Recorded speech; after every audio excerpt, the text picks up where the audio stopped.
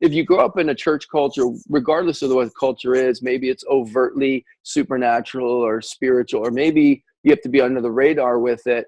Still, when you learn to use different language, and kids, they just use straight up language. I remember my first prophecy to a kid, and I remember looking at him saying, "You're going to be a great revivalist. You're going to be a prophet for God." And the kid's looking at me, he might as well have been picking his nose, he didn't care.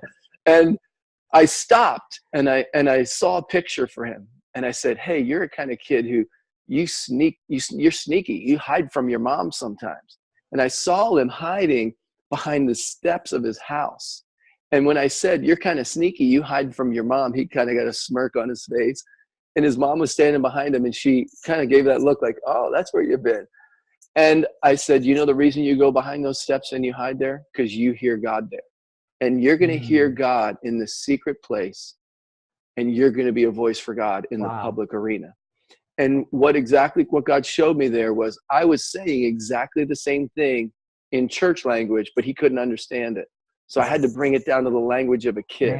Man, this is so good. So I think that, what God does is he enables us to speak in a language that people can understand, because love always interprets the language of heaven to earth. And so, that was a major learning experience. And then the following year, I had another experience with the Lord where he said, "I want you only to pray and prophesy over business owners and business managers." And I did that for a full year. I think it was the year 2000.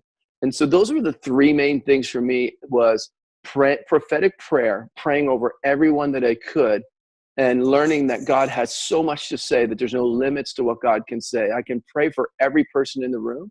And if I can pray for every person in the room, I can prophesy over every person in the room. Second is the language. If I can develop the language that a child can understand me, then a business person can understand me, a homeless person can understand me. And then when I began to prophesy over business people, I learned that God doesn't just want to speak into spiritual topics.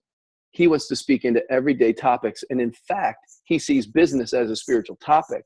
And so I've had, through my journey, I've developed that. And one of the things I do is I speak to a lot of business people. I have a trip to Switzerland in just a couple months, and we're tagging onto that, a business day where we'll have businesses and business people that will pray and prophesy over. And I love doing it because God thinks business is spiritual.